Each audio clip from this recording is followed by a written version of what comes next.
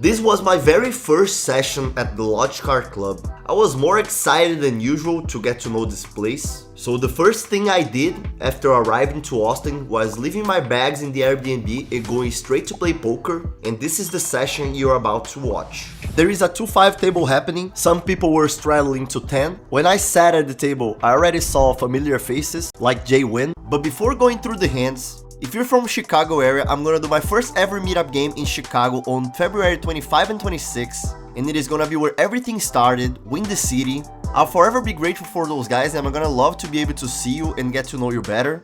So if you're around Chicago, make sure to go in the meetup game and see you there. But now let's get back to poker hands. First hand, I'm in the big blind with King Jack offsuit. Under the gun raises to 20. Everybody folds to me. I call and we see a flop of Jack 6 deuce with 2 spades. I check, under the gun bets 20 and I call. Turn is a 10 of spades. I have the king of spades. I check again and now he overbets 150. That's 200% of the pot. I actually liked his overbet. It will make me fold most of my hands, but King Jack with the king of spades, I'm not gonna fold here. I'm gonna call and evaluate the river, so I call. The river is a queen of hearts. Ace king and ace queen gets there, so not a great card. I check, he checks back, I show the king jack, and we win this first hand. Next hand, I get king 10 suited from the middle position. I open raise to 20, hijack 3 bets to $60, and most players in this table seem to be pretty decent.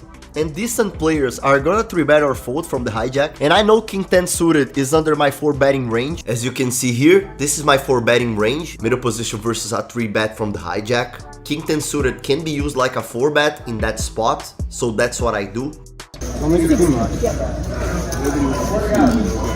What? Don't make it too much. Before I decided to 4-bet, he said this, so that made me 4-bet a little larger than I would normally. I 4-bet to 220, he quickly calls and we see a flop of 8, 5, 4 with 2 clubs and 1 diamond. I got almost no piece of this flop, but I decided to keep betting here, which is theoretically wrong because most of the hands that we should decide to c-bet are hands that we have a little bit more equity, like flush draw or backdoor flush draw, as well as our overpairs like aces, kings, queens, jacks, tens. Hands like this that I completely miss. GTO tends to check more, but that's not what I decided to do. I decided to keep betting. I see bet 150, around 1/3 of the pot. He calls, turn is a 4, and that's actually a great card for a overpair that I might have and I am representing here.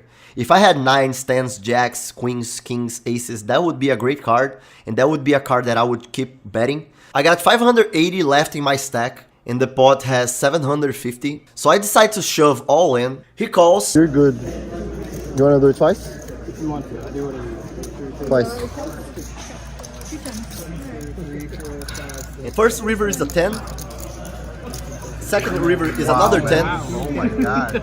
I got really lucky and he shows 8-7 suited, so he had top pair. My equity is like 12% versus his particular hand, and I got there twice, so that was extremely lucky by me. I'm embarrassed. Next hand, I'm in the small blind with ace-jack offsuit. Hijack raises to 15, button 3 bets to 45, and here with ace-jack, I could either fold or 4-bet. I don't think calling is a good option, and in this particular hand, I decided to 4-bet for 205. Big blind calls, and when he calls, I start realizing that this guy is the probably fish at the table. Button shoves for $1,700 plus, so nothing I can do here besides folding. Big blind folds as well. And most of you already know what this sign means. It means the table is softer than usual. And it was mostly because of this guy in my left. But as he was very loose aggressive, I was literally in the worst spot to play versus him, which is in his right. So I quickly found a way to go to his left, and trust me, things will get crazy in this seat. This next hand, I'm in the middle position with ace-7 suited, under the gun straddles 10. I open raise to 30, button and straddler calls, we go 3 ways to the flop, which comes 8-5-4 rainbow with 1 diamond. We all check, turn is a 3 of diamonds, now I got nut flush draw and a double gutter. Straddler checks to me, and I'm gonna bet. I bet 55, around 2/3 of the pot. Button folds, but Straddler decides to check raise big here for 225. That's a very easy call here. We're playing really deep and I have a lot of outs. I'm also going for the nuts. I call and the river comes one of the best cards in the deck. My hand is really disguised here. I'm not gonna have many 7s open raising from the middle position and playing the way I played. So when he checks to me, I'm gonna bet big here and polarized. The pot has 547. Stradler seems to be a good player, a player that plays optimally. So I decide to bet $500. He snap calls, I show my hand, and he mucks. By the way he called, I could probably bet bigger that he would still call if I bet bigger. Winning $850 so far, having a stack of $2,300, and then this hand happened. I see black aces on the big blind, under the gun straddles 10, cut off, which is the same player from last hand, raises to 25. I'm gonna 3-bet here, and I decide to 3-bet 4x, which is the sizing GTO Wizard advises. To my surprise, Stradler calls, which is great, and then cut off 4 bets to $450. I felt strength in his 4-bet. I really feel like he has a lot of value. There is no way I'm gonna just call here and allow Stradler to call as well. So I'm definitely gonna 5-bet. And I felt like if I decided to 5-bet for 1100, it would represent even more strength than 5-bet shoving all in. So I decided to go for the max and shove all in for $2,300. All in. Stradler folds, cut off snap calls. I show the aces. He says he has kings. This is the biggest pot of my life to date, and I'm in a great position to win. All in, call. There is no more action. You wanna do something, bro? You wanna do something? It's fine. You want once? Okay. He decides to run it once and let's go. Flop is great. Turn is great. And the river, You got the winner. oh my god. Damn. One outer. Wow. I would go once too. Wow. He hits one outer in the river, guys. Like, because the Stradler fold ace king. So we just got one outer for the biggest pot of my life in the river. Really painful, but it happens. And after losing the spot, I decided it was time to go home. Man, that's what poker does with us sometimes. And you're already seeing so many times, like brutal sessions. And that's definitely one of those.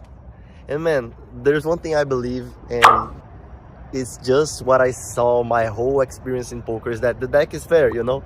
No matter how lucky you get in a hand, sooner or later you're gonna get unlucky back. And man, it was so fast, you know, because there were amazing luck that I had, but at the same time there was 2 amazing unlucks and 1 out in the river for a $4,000 pot, $4,200 pot. Sick. I lost like 1,300 something. I'm not even gonna count now because I just know I lost 1,300 something. I'm gonna leave it here. And oh my god, man. In Brazil we have a saying that is laugh not to cry. I'm gonna laugh of it. That's what I can do. I'm still up, at least in my trip. Oh my god, man. I should be 7,000 up in like 44 hours of game, and now I don't even know how much I am, but you guys are seeing there. Amazing, amazing, amazing. That's poker. Hope you guys enjoyed this episode, and see you next time. Man, I'm in my Airbnb right now, and like, I'm thoughtful about what happened and about what is passing through my head. And man, I'm not gonna allow myself to be thinking I should have $4,200 more. I should have, because that's the thought, that's the first level thinking comes to my head. Man, you should have $4,200 more. You should be $7,000, $8,000 up, and now you are just 1,000 or 1,500. Man, I didn't even check it well enough. So because I'm mad right now. But man, I looked myself at the mirror. I started being grateful for what I have, for being who I am, for having a poker channel, for having health, for being a guy that is young and that has so many good things in their life, in his life. And like, maybe if you pass through a situation like that, try to be grateful for what you have instead of being mad for what you don't have. I feel like that's a very good first step, and that's what I'm gonna try to do. I'm gonna work on this vlog, and this vlog will be pretty interesting, you know? So that's what I'm gonna try to do. I'm gonna try to take something good out of it. Man, I got a tattoo which is this, anti-fragile, and this is what I try to be in everything in my life. I just got fucked up by one out in the river, and I'm gonna get something good out of this situation. That's gonna be the end of this episode. I hope you guys enjoy it, and see you next time.